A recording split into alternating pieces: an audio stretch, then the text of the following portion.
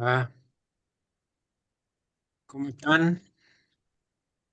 Buenas noches, profesor. Bien, ¿y usted? Gracias. Mucho frío. Buenas Es noches, cierto. profe. Buenas Hola, noches, pero aquí, profesor. hola, pero aquí pensando, sube la temperatura. Ese es Buenas un, noches, un profe. dato, ¿ah? Hola, ese es un dato importante que es bueno que sepan que cuando hay actividad mental, intelectual, sube la temperatura. Así que vamos a subir un poquito la temperatura pensando un poco.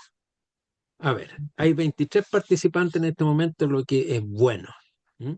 Hoy día, ¿qué es lo que íbamos a hacer? Íbamos a recorrer un poco la guía de la clase presencial para ver cosas que a lo mejor no alcanzamos.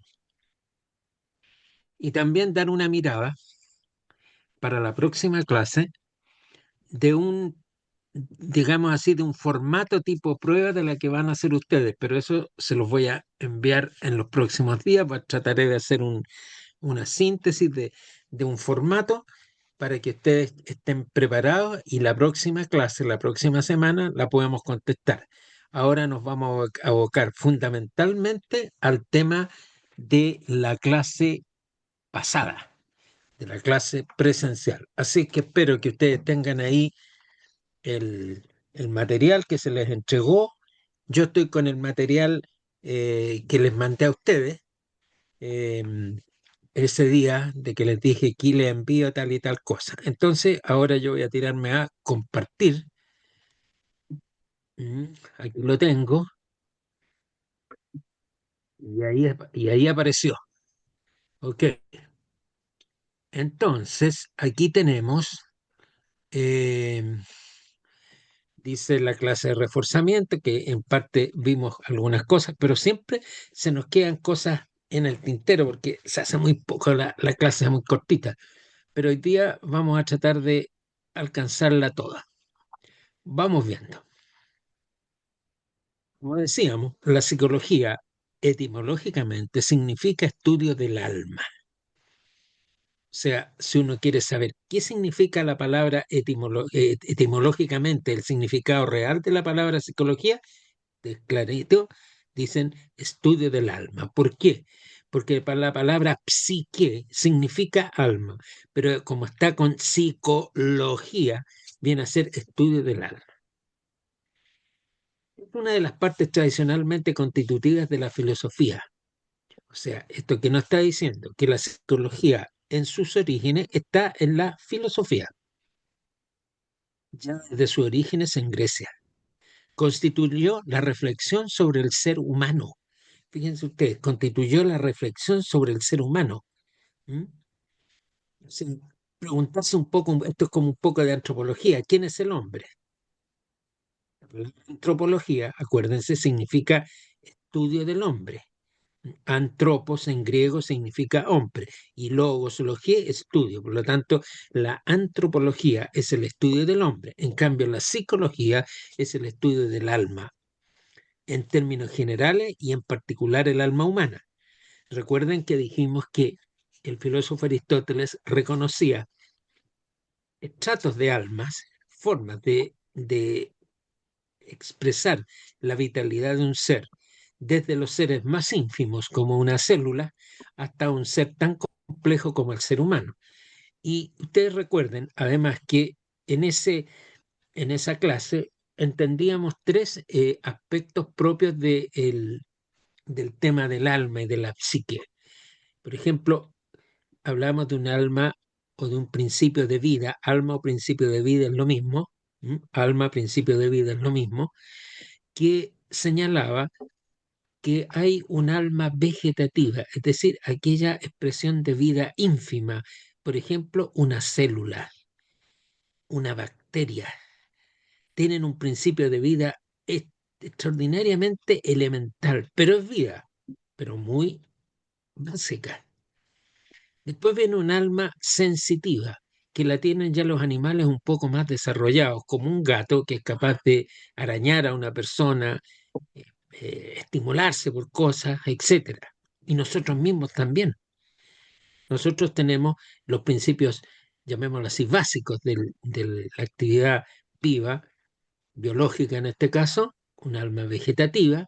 Tenemos, por ejemplo, operaciones a nivel celular, a nivel intracelular, cosas muy elementales, pero después el cuerpo evoluciona hacia las capacidades más potentes, que son de sentir, sentir frío, sentir hambre, etcétera. ¿Mm? Y eso sería un alma sensitiva. Y después viene en el ser humano un principio, yo estoy haciendo una síntesis de la clase pasada, una síntesis eh, que decía que el alma ya, como que alejándonos un poco de lo físico y lo biológico, encontramos totalmente separado de esos principios de vida una vida intelectual volitiva, que es la más interesante a mi juicio. ¿Mm? Los médicos no estudian esto, naturalmente, y los psicólogos, llamémoslo así, experimentales, tampoco consideran esto. ¿Mm? Normalmente esto lo estudia la psicología racional o psicología filosófica, el estudio de aquello que nosotros llamamos el alma intelectual volitiva, es decir, aquellos principios ligados a un ser inteligente y a un ser que tiene voluntad. Nosotros tenemos inteligencia, somos capaces de comprender y también tenemos la capacidad de querer o no querer.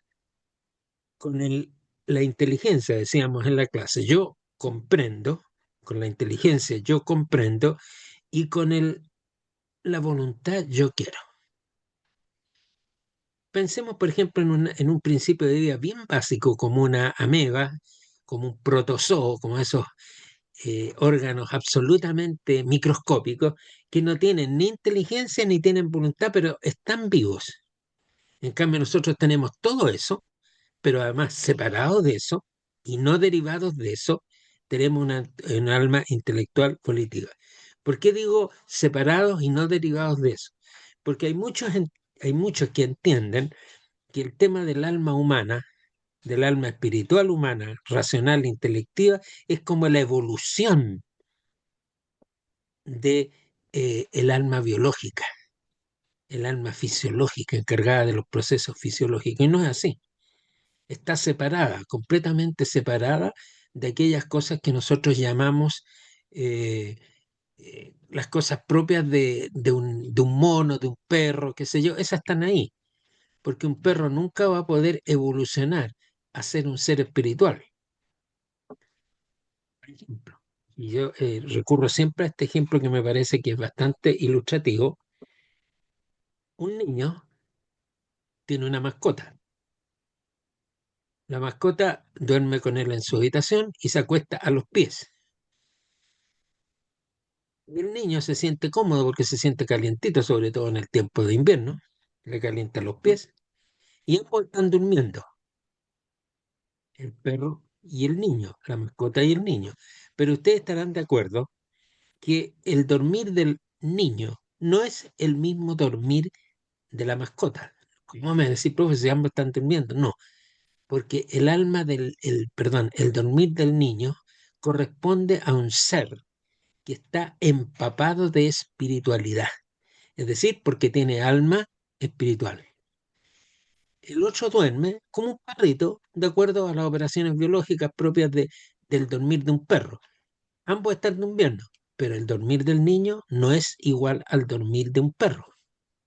Repito, el alma, en este caso del niño, empapa completamente como una esponja, lo traspasa enteramente a la parte física corporal y en ese caso el dormir de ese niño es distinto, absolutamente distinto. Así como también la muerte. La muerte propiamente tal, a mi juicio, creo que habría que aplicarla exclusivamente para el hombre, aun cuando usted dice, mire, murió el gato. No sé, yo en la mañana lo fui a ver y estaba muerto. Lo decimos porque lo entendemos así. Pero el morir de un gato no es lo mismo que el morir de una persona. Yo creo que no hay que ser ni tan creyente, ni tan aquí, ni tan allá, para darse cuenta que la muerte de un ser humano no es la muerte de un animalito cualquiera. Hay algo más. ¿Mm? Después, en un par de clases, si tuviéramos tiempo, yo les voy a hablar más de este tema porque es muy, muy, muy importante. Ya. En cierto modo, y desde este enfoque, dice la guía, eminentemente clásico, la psicología venía a ser la filosofía del hombre. Así se llamaba en la antigüedad. Estamos hablando de los 450 años antes de Cristo, la filosofía del hombre. Ahora, eso se llama normalmente antropología. Solo mucho después, a fines del siglo XIX, con la incorporación del método experimental por W. James, Ribot y Wundt, simultáneamente, pero independientemente, voy a mover un poquito esto, se ha producido una especialización que ha llevado a la constitución de la psicología experimental como una ciencia aparte, con un ámbito y un método diferente de la psicología filosófica tradicional. Es la psicología que normalmente estudian los psicólogos que tienen sus estudios, sus clínicas, qué sé yo, sus consultas en cualquier parte. ¿Mm? Por ejemplo, ustedes tienen un niño y que ese niño presenta ciertas conductas aquí o allá y ustedes están preocupados, por ejemplo, no quiere ir al colegio, se encierra en su pieza, qué sé yo, no quiere compartir con nadie, entonces dicen, no, este niño algo le está pasando, vamos a ir ahora a un psicólogo. Y van a un psicólogo y el que los va a atender va a ser un psicólogo formado en la psicología experimental. Entonces él va a empezar a estudiar ciertas conductas de ese niño, etcétera, etcétera. Pero él no se va a meter con la psicología racional o filosófica, porque eso es distinto. Veamos. Punto número uno, la psicología filosófica. El estudio del alma al que se dedicaron los filósofos constituía una reflexión sistemática y en profundidad sobre la vida humana y sus dimensiones, pero destacaba como una expresión singular de la vida la racionalidad. O sea, aquí nosotros estamos viendo como algo destacado que el ser humano es un ser racional. Y eso lo destacaba esta gente que estudiaba el alma y descubrieron que el hombre es un ser racional. Entonces hay un alma racional, decirlo así. Pero junto con esa racionalidad, como yo les decía, el hombre es capaz de querer. Por lo tanto, iría la razón y la voluntad. ¿Mm? Un león no tiene voluntad, lo único que tiene son instintos. Se mueve por instinto. Él no quiere comer, en cambio yo quiero comer.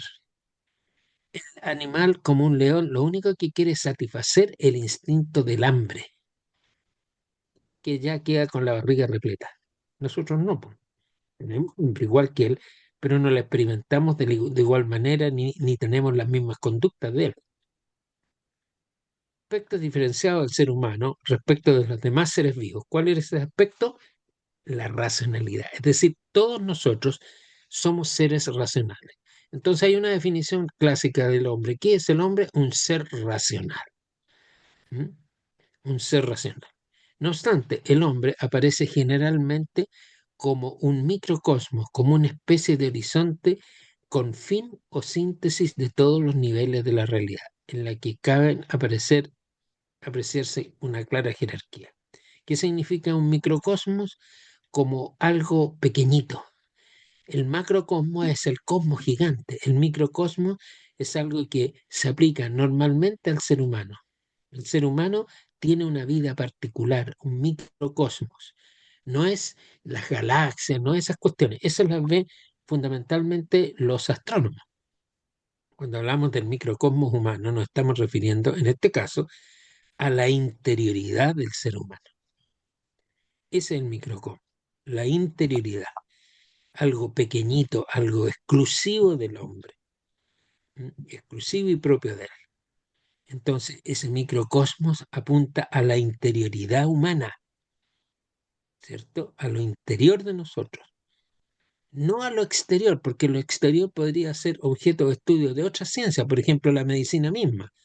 Estudia los órganos del cuerpo, estudia el cerebro, estudia las conductas que tenemos cuando, por ejemplo, tenemos un ataque de tal cosa. Son cosas que se ven, se calculan y etcétera. En cambio, el interior del hombre no se ve. Es más, uno podría decir que solo el hombre tiene interioridad. si ustedes parten, por ejemplo, una manzana, justo por la mitad, no van a entender claramente que se vincularon con la interioridad de la manzana, puesto que solo el hombre posee interioridad. Los seres irracionales, los seres, llamémoslo así, inertes, como un trozo de acero que lo parten por la mitad, no le van a encontrar interioridad. Es más, ni siquiera cuando ustedes, por ejemplo, el médico les manda a hacerse un escáner al cerebro, no va a ver el alma de ustedes ni su interioridad. ¿Mm? Sí, nivel puramente material o inorgánico. A ver estos niveles. Nivel orgánico, que incluye los procesos y aspectos y elementos sujetos a la causalidad de las leyes físicas, mecánicas, térmicas, etcétera, y químicas. Entonces, el nivel orgánico o material incluye estos aspectos, los aspectos ligados al mundo físico, a nosotros como seres que vivimos en un mundo físico. Tenemos cuerpo, tenemos cierta estructura, tenemos huesos, tenemos ciertas condiciones propias de la fisiología, la temperatura del cuerpo, etcétera. Tenemos ciertos fluidos, tenemos todo lo que ustedes quieran, igual que cualquier animal. Hay un nivel, como dice ahí en el punto uno, puramente material o inorgánico. ¿Mm? ¿Qué significa material inorgánico? Que no está directamente vinculado con las cosas vivas. Por ejemplo, los huesos. ¿Mm? Por ejemplo, cualquier otra estructura que no sea tan como vital. ¿Mm? Lo orgánico es lo que está ya más ligado a ciertas realidades vitales del hombre, pero hay cosas que son inorgánicas. Por ejemplo, los metales que están en nuestra estructura física son claramente inorgánicos. Por ejemplo, dicen, le hicieron un examen de tal cosa y le encontraron tantos gramos o miligramos de cobre en el cuerpo. Y el cobre es un compuesto no orgánico, no es vital, es una sustancia mineral.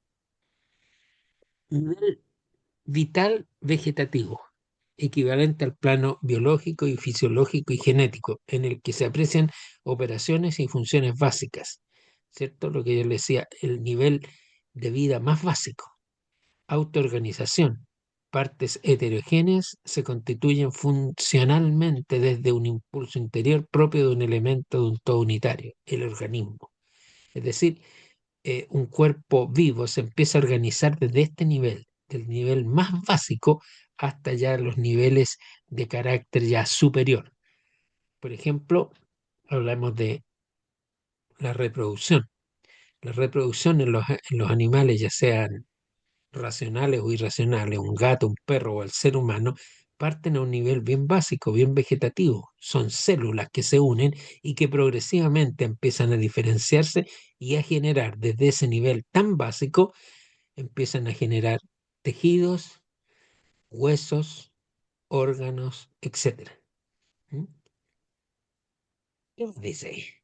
Que a su vez manifiestan como la nutrición, se manifiestan como nutrición, asimilación de elementos ajenos. O sea, una de las características del ser vivo a un nivel vegetativo es que es capaz de nutrirse, es decir, de comer, de transformar una sustancia externa en parte de su cuerpo.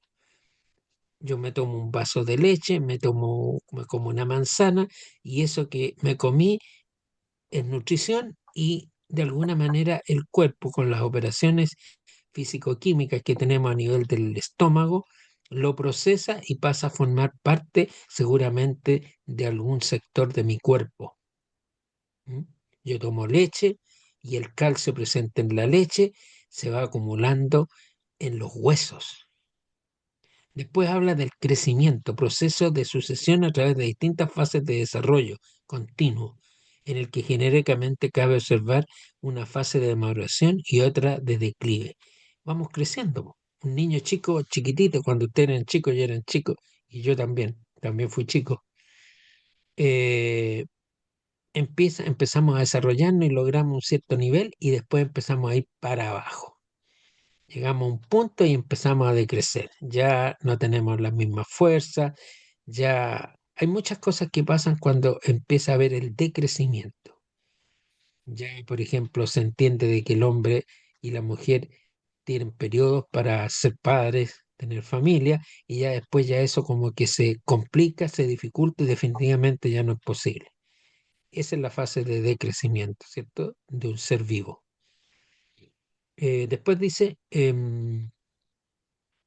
y la reproducción. Esos son estadios capitales de los seres vivos.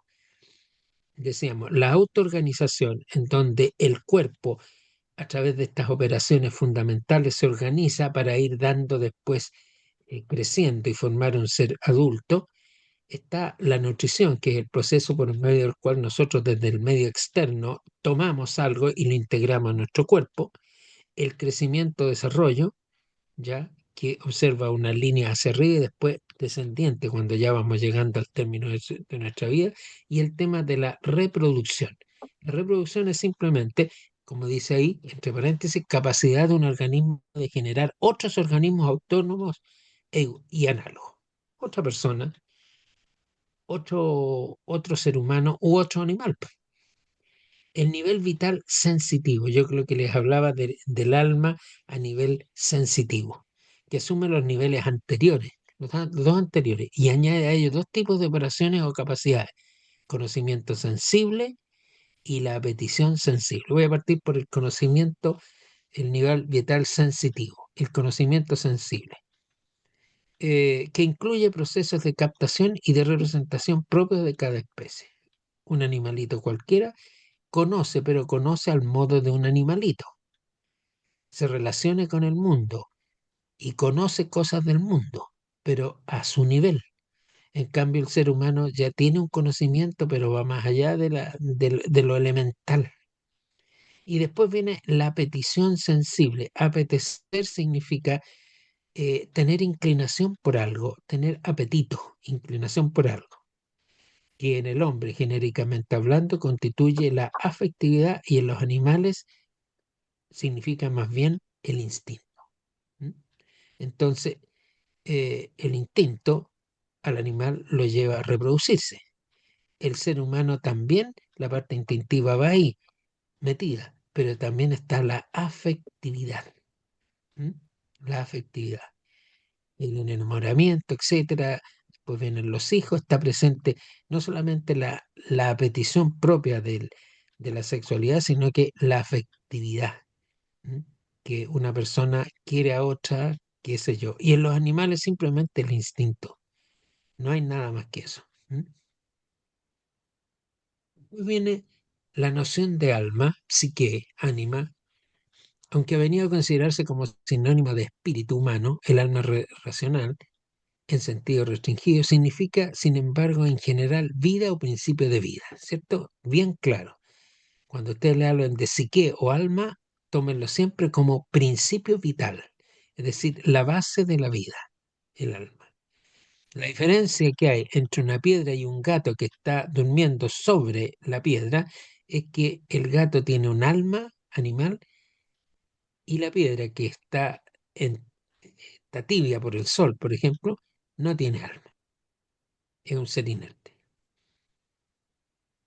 Dice ahí, significa, sin embargo, en general, vida, principio de vida, núcleo de las operaciones vitales. Entonces, las operaciones vitales o el principio de vida son posibles porque hay un principio, y ese principio se llama psique, alma. Así lo entendieron los antiguos, pero después esto fue evolucionando hasta que la psique se transformó en psicología, entendida como aquella disciplina que se preocupaba de los fenómenos mentales. Ya, después vamos a hablar un poco de eso. Lo específico de la psicología filosófica como ciencia, una ciencia, ya, esto ya lo hemos dicho. La psicología o psicología filosófica es aquella disciplina que estudia el hombre en tanto un ser racional, fundamentalmente, que de acuerdo a su racionalidad observa el mundo. En cambio, la psicología experimental básicamente va por reacciones que tiene el hombre frente al mundo. Por ejemplo, le da miedo, está contento, está triste, qué sé yo, cuestiones así. No, no entra a picar duro, como se puede decir, y a meterse en complejidades como la psicología filosófica. Por eso yo les decía que cuando ustedes llevan o ustedes van a la atención con un psiquiatra, un psicólogo, no les va a hablar de psicología filosófica, le va a hablar de ciertas situaciones que están ocurriendo en usted y que lo tienen más o menos complicado, más o menos triste, más o menos deprimido. Ciertas cosas que le están afectando. Acuérdense cuando yo les hablaba en la clase de afectaciones que tiene el alma humana y que las llamamos pasiones. Nosotros tenemos pasiones o ciertas afecciones que a nosotros nos están de alguna manera constantemente moviendo por dentro. Nos pasó algo triste, nos pasó algo feliz, qué sé yo, y reaccionamos de distintas maneras. Me fue mal en el trabajo, me despidieron, y todas esas cosas a uno lo afectan. Y de repente es tan fuerte esa afección que tenemos que ir donde una persona que nos ayude a superar ese momento. La psicología filosófica tiene por objeto el estudio del alma humana, pero el alma no en el sentido de como lo estudia el psicólogo clínico, el psicólogo experimental. El objeto del estudio del alma humana es entender ciertos procesos de esa relación inteligencia y voluntad, y todo lo que de ahí se pueda desprender. En cambio, el psicólogo clínico estudia fenómenos que se dan al interior del alma humana, del psiquismo humano, fenómenos. Hablaba, me acuerdo de estas famosas crisis de pánico. Ese es un fenómeno mental que en cierta medida afecta al hombre bajo distintas circunstancias por distintas causas. Sigamos. Que se preocupa, por ejemplo, la psicología filosófica sería naturaleza y posible inmortalidad del alma humana. Ya estamos hablando de otras cosas, esos no son temas del psicólogo que atiende en un consultorio, en un lugar privado. No, nunca les va a hablar de eso. Facultades del alma humana, el conocimiento sensible, intelectual, tendencias sensibles y racionales. En cierta medida, ahí como que ya nos estaríamos topando un poquito con con el psicólogo clínico, por ejemplo, el conocimiento sensible. Ah, este niño, decimos, pucha, le ha ido tan re mal en el colegio, no puede aprender, el conocimiento que tiene es complicado, no puede avanzar. Eso ya, podríamos decir, sería un tema del aprendizaje en un contexto ya de la psicología clínica. ¿Qué es lo que vamos a hacer con este niño? Vamos a hablar con el profesor jefe, les va a dar algún tipo de ayuda para que aprenda a estudiar, ese tipo de cosas. Relación entre alma y cuerpo, en especial en nuestros días la relación mente-cerebro. ¿Es lo mismo la mente que el cerebro? Naturalmente que no. Cuando ustedes le revisan un neurólogo, se dieron un tremendo golpe en la cabeza, le revisa el cerebro, no les va a ir la mente, va a haber una serie de tejidos afectados por un trauma. Por ejemplo, sangramiento, inflamación, esas cosas. Pero nunca les va a ir la mente, ni la inteligencia, ni la voluntad. Nada que ver con eso, ¿cierto? En cuanto al método, la psicología filosófica procede mediante la reflexión acerca de observaciones relativas a la experiencia habitual. Yo siempre les digo a mis estudiantes que la filosofía parte, en este caso, de la cotidianidad, de lo habitual. ¿Mm? ¿En qué contexto? En el ámbito del conocimiento y de las tendencias. Aquí va el conocimiento humano. ¿Cuáles son sus tendencias fundamentales que surgen de lo más profundo de su ser? Entonces, el método de la psicología filosófica parte de las experiencias y observaciones cotidianas, la experiencia habitual. ¿En qué contexto? Por ejemplo, en el conocer y en las tendencias que cada sujeto tiene, cada persona o el hombre en general. Y ahí les puse una fotito que era simplemente para ilustrar Platón, este caballero que está aquí, el mayor, y Aristóteles, este más joven, filósofo griego de primera importancia para Occidente en cuanto a cultura y a filosofía. Psicología experimental. Pasamos de la filosófica, de esta psicología profunda, etcétera, que no tiene por objeto estudiar problemas mentales ni de su solución, y pasamos ahora a la psicología experimental, es decir, aquellas que el hombre, el ser humano, se expone cuando está pasando por un trauma. Yo les hablaba de los traumas el otro día a raíz del terremoto en Venezuela, los traumas que van a sufrir mucha gente. ¿Mm? Van a sentir cualquier ruido y van a empezar a sudar, por ejemplo. ¿Se fijan? Una reacción frente a un estímulo. La respuesta es que le da miedo, empieza a tiritar, empieza a gritar, empieza a hacer cosas y no está temblando, pero quedaron con esa cuestión.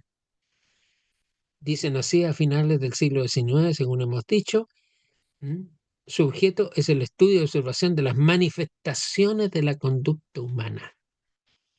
La conducta, que era una de las palabras que yo les di a investigar, la conducta humana, que espero que hayan revisado eso, y si no lo han hecho todavía, por favor revísenlo en el diccionario, en la internet, qué sé yo, todas esas palabritas. La conducta humana corresponde a cómo se manifiesta el hombre en ciertas ocasiones. Estábamos hablando del miedo. ¿Qué conducta tiene frente a ese estímulo? Estímulo, respuesta. El estímulo, vamos a sacar el tema del terremoto, estímulo, un movimiento fuerte, qué sé yo, con alto ruido. ¿Qué conductas tiene? Ya, y ahí empieza angustia, desolación, todo tipo de cosas que le pasan. Entonces, siempre en psicología experimental se reconoce un estímulo, algo que le cae al hombre y la manera como él responde. Y eso es la conducta. La conducta humana, que en muchos casos es similar a la conducta de los seres irracionales. Frente al temor, un perrito también observa una conducta similar a la del hombre. No busca, a diferencia de la psicología filosófica, la raíz o principio estructural de qué parte la conducta, sino las diferentes expresiones de esta conducta, los factores externos e internos que la condicionan y configuran en su expresión.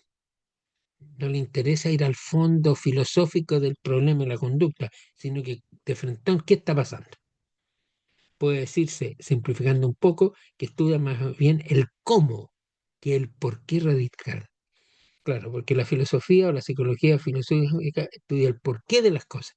Entonces aquí va a estudiar el cómo se produjo esta situación, cómo este niño experimentó esto, cómo este adulto experimentó esto. Miren la conducta que estudió, que se le ocurrió, o sea, que le vino frente a determinado estímulo. ¿Cómo? Pero no anden indagando en las causas más profundas, ese no es su tema. Algunos la han llamado un tanto ambiguamente una psicología sin alma. Se trata de una conciencia, de una ciencia independiente y consolidada al margen de la filosofía. O sea, la psicología experimental no, en su origen estuvo vinculada a la filosofía, pero después como que se apartó y dijo, yo voy a estructurarme como una ciencia aparte. ¿Mm? Siguió después con la psiquiatría, etcétera, etcétera, y ahí empezaron a estudiar los fenómenos ya de un punto estrictamente experimental. Y el psiquiatra a una persona que no puede dormir porque tiene algún problema de desorden del sueño, le dice, ya usted va a tomar tales y tales pastillas durante tanto tiempo, etcétera, etcétera. Entonces, esas son ciertas eh, acciones que toma la psicología experimental, pero tratando al hombre en sus contextos más bien físicos, biológicos, no en el problema de la profundidad del conocimiento filosófico, no tiene nada que ver con eso. Pues dice,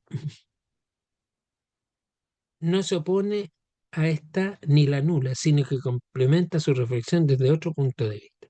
¿Mm? Dirá, bueno, es importante, pero nosotros estamos preocupados de otras cosas, dirá el psicólogo clínico. ¿Será importante la psicología filosófica? Sí, pero nosotros estamos ocupados de otras reacciones en el ser humano, las conductas que él tiene. Personas tan violentas. Hizo súper bien y en la tarde andaba, ¿qué? En la tarde a la media hora, no sé qué le pasó, parece que fuera otra persona. Y dicen, oye, esta persona presenta conductas bipolares.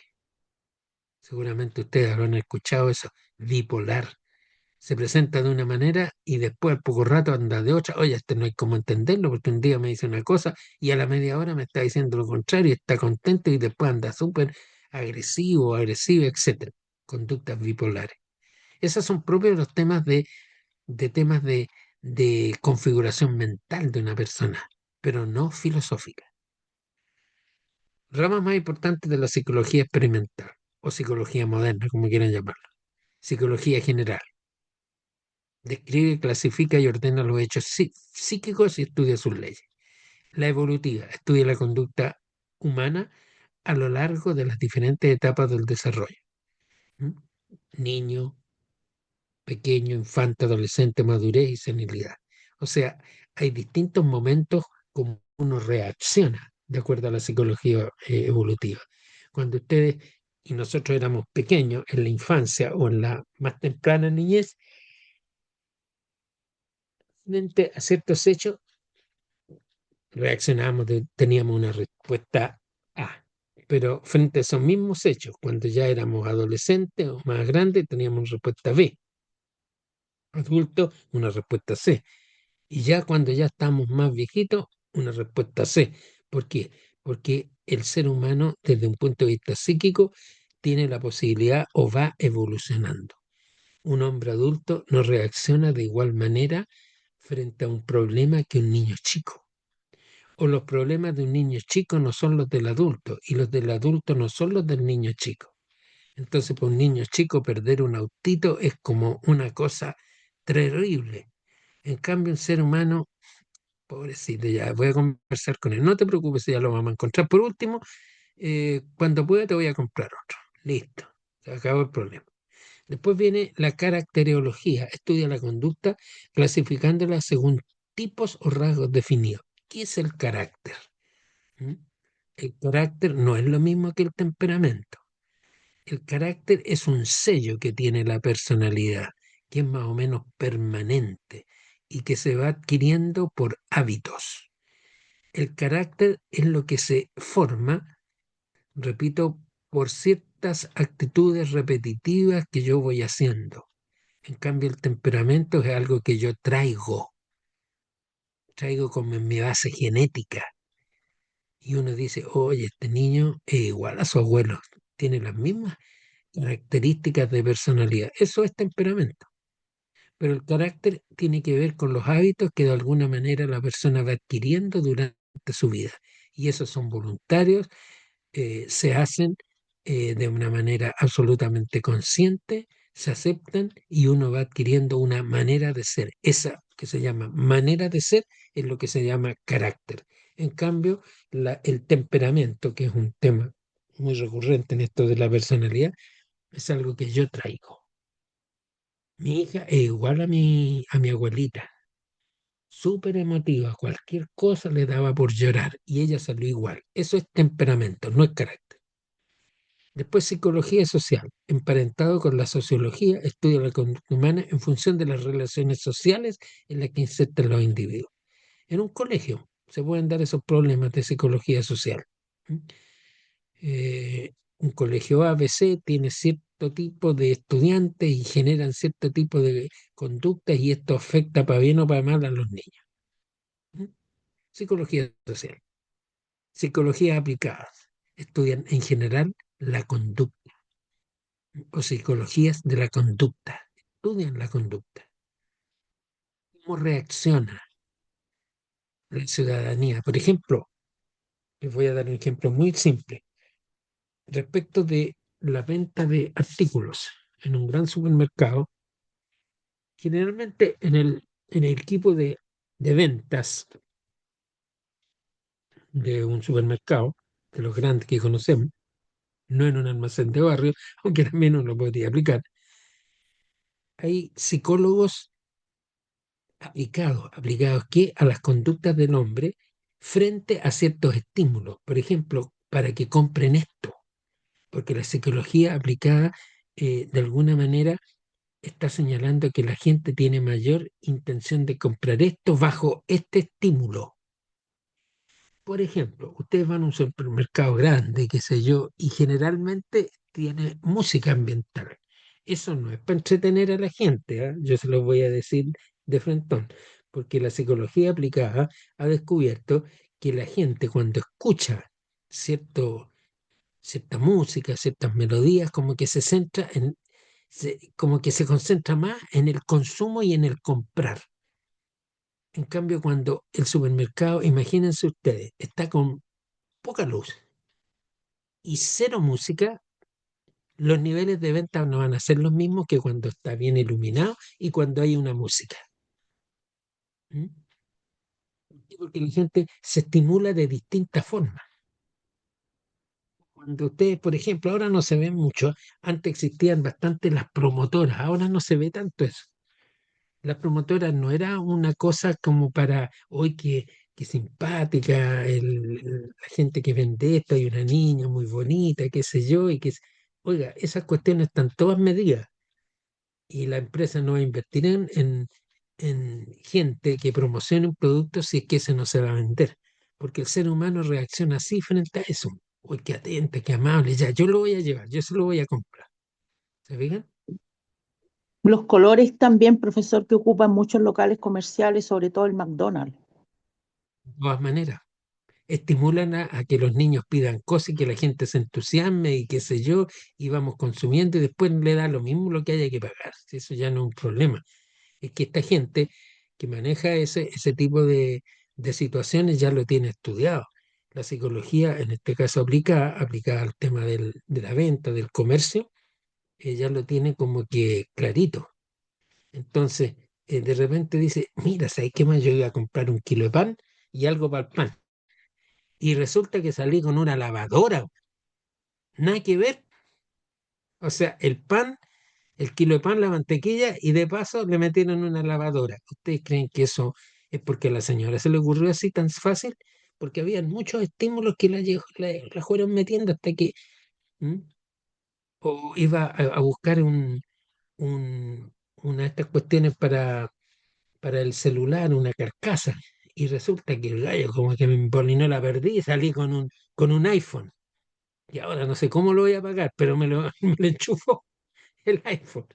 ¿Mm? Psicología aplicada. Después, psicología clínica. Se encarga de la investigación, evaluación, diagnóstico y tratamiento, prevención de los factores que afectan a la salud mental. Esa es la típica de ir al psicólogo y a las conductas adaptativas, en condiciones que pueden generar malestar subjetivo y sufrimiento al individuo humano. Cuando una persona se siente deprimida, cuando le pasó algo grave, qué sé yo, recurre a la psicología clínica. Y ya cuando ya el problema es más serio, ya hay problemas de una persona que de repente escucha voces o se asusta, qué sé yo, entramos de frente a la psicología patológica o psiquiátrica o psiquiatría. En el ámbito de la medicina se centra en el estudio de enfermedades y de funciones mentales, emparentadas estrechamente con la psicología, en este caso experimental. Entonces, cuando un psicólogo experimental le dice, mire, sabe señora, lo que yo veo es que lo vamos a tener que derivar a este niño, a esta niña o a este caballero con un psiquiatra, porque ya la cuestión está más allá. Entonces él le va a prescribir un tratamiento, seguramente con fármacos, etcétera, etcétera. Siga, dice aquí, emparentada estrechamente con la psicología clínica, se diferencia de esta en que trata enfermedades mentales abordándolas prioritariamente desde su parte fisiológica, ya sea prescribiendo medicamentos u otro tipo de intervención médica que sea necesario a fin de equilibrar la bioquímica. Cuando los desbalances en el cuerpo, ahí se habla del equilibrio bioquímico, están perjudicando a la persona. No puede dormir, no hay caso. He contado no sé cuántas veces la oveja y no me quedo nunca dormida. Ya, ahí el psiquiatra dice, muy bien, vamos a hacer un estudio del sueño suyo y le vamos a recomendar estas pastillitas. En 2 días el niño está durmiendo, pero como un príncipe. ¿Mm? Método de la psicología experimental. Como ya sugiere su nombre, se basa en procedimientos experimentales, es decir, en experiencias no habituales, sino provocadas y controladas experimentalmente. ¿Mm? Experimental, por eso se llama experimental. Se prepara una situación y se va evaluando. ¿Qué encontramos ahí en este tipo de psicología experimental? La introspección y la extrospección. Introspección es la capacidad que tiene el ser humano de irse dentro de sí mismo, hacia sus experiencias internas. Y la extrospección es hacia afuera. ¿Mm? Estudia las manifestaciones externas de la vida psíquica. Obviamente el sujeto es distinto al investigador. Gana en precisión y contrastabilidad, pero pierde en la captación de las dimensiones vitales más profundas, claro, porque en ese caso faltaba la introspección. ¿Mm? La introspección en el análisis de hechos psíquicos observados por el propio sujeto. Pero, a ver, mírese un poquito a sí mismo. ¿Qué está pasando con usted aquí? Cuando ve esto, cuando siente esto, etcétera. Y eso es como invitarle a la persona a ir dentro de su propia experiencia psíquica. Se gana así en conocimiento de los matices que acompañan o constituyen determinadas experiencias, pero se pierde precisión y tal vez objetividad a la hora de definirla y clasificarla. Por lo tanto, ¿qué se recomienda en estos casos? Que haya de los dos, una base de introspección y una base de extrospección para tener más claro el panorama. Porque si yo soy pura extrospección o pura introspección, algo va a estar fallando. Em, Aquí hay otra serie de cosas, ya el tiempo nos va pillando, voy a avanzar un poquitito, que también les voy a pedir que me lo traigan desarrollado en la próxima clase. El punto tercero, dimensiones de la conducta humana. ¿Ya? Eso no es difícil de entender. Y aquí hay un cuadro con, con los fenómenos psíquicos que ocurren en el hombre, conocimiento racional y tendencia racional. ¿Mm? La tendencia racional opera, según este cuadro, con la voluntad y el conocimiento racional con la inteligencia. Con la inteligencia se pueden abordar conocimientos sensibles que yo capto, ¿m? Que yo veo. ¿M? Sensaciones, y ahí intervienen las sensaciones, las percepciones, la imaginación y la memoria. Siento frío, siento calor, siento miedo, siento, percibo tal cosa, me imagino tal cosa, recuerdo tal cosa. Está a este lado. En cambio, la tendencia ya más interior, eh, encontramos nosotros, nos metemos un poquito con el tema de emociones y sentimientos. Las emociones no son lo mismo que los sentimientos. Los estados de ánimo son otra cosa. Las emociones son cosas fuertes, pasajeras y violentas. Los sentimientos son más alargados en el tiempo. ¿Mm? La emoción es como que algo súbito. El sentimiento es algo que cuesta que se dé, pero cuando se da dura más tiempo que la emoción. La emoción puede partir en un momento y a la media hora terminarse. Por ejemplo, los chiquillos suelen ir los cabros jóvenes a conciertos y experimentan diversos tipos de emociones, pero no experimentan sentimientos porque no es para tanto la cuestión. El show. Ya. Aquí habla de conciencia e inconsciente. Quedan 6 minutos. Voy a tratar de resumirlo aquí, pero con el compromiso de que ustedes lean esto, porque la otra semana vamos a hacer una prueba parecida a lo que ustedes van a contestar. Y tienen que estar bien metidos en estos temas. Fenómenos psíquicos. ¿Qué es un fenómeno? Fenómenos es una expresión que significa lo que aparece, el fenómeno, lo que aparece. ¿Mm? Lo que aparece, en este caso, a nivel del psiquismo. Y ahí tenemos situaciones relativas a la conciencia y al inconsciente. Yo me doy cuenta de que estoy frente a un grupo de estudiantes haciendo una clase online. Y ustedes son conscientes de que están con otros compañeros siguiendo la clase. El mero darse cuenta de. Pero también hay un nivel de lo inconsciente de cosas que están pasando de las cuales yo no soy plenamente consciente. El caso de la visita al supermercado y que voy comprando cosas, echando el carrito, muchas de esas acciones son en algunos sentidos inconscientes. ¿Mm? Me doy cuenta cuando voy a pagar nomás. ¿Mm? Me gustó esto ya, pero no hago un estudio de esa cosa. Me movió algo interno. Entonces habla de la subjetividad, la referencia a una intimidad consciente. Sujeto tiene que ver con mí mismo, y en este caso relativo a un nivel consciente de mí mismo, de la intimidad. Hay un sujeto que reconoce o puede reconocer dichos fenómenos, cómo realizarlos por él mismo, cómo vividos por él, etcétera, etcétera, en primera persona.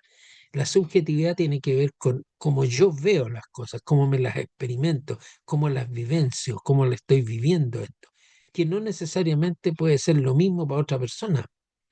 Una persona en su nivel subjetivo experimenta un mismo hecho, pero de distintas maneras a la persona que está al lado. La otra no le da ni frío ni calor y esta otra se emociona, experimenta otras cosas. Intencionalidad, referencia a un objeto.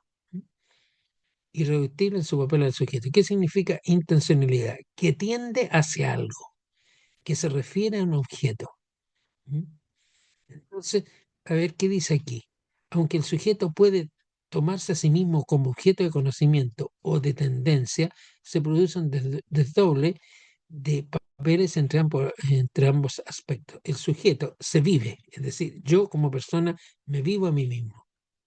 Cuando pienso en sí mismo, por ejemplo, el tomarse como objeto se coloca ante sí mismo. Una cosa es vivenciar como persona que me está pasando y otra cosa es como analizar lo que está ocurriendo en mi persona y ahí se está tomando como un objeto de conocimiento.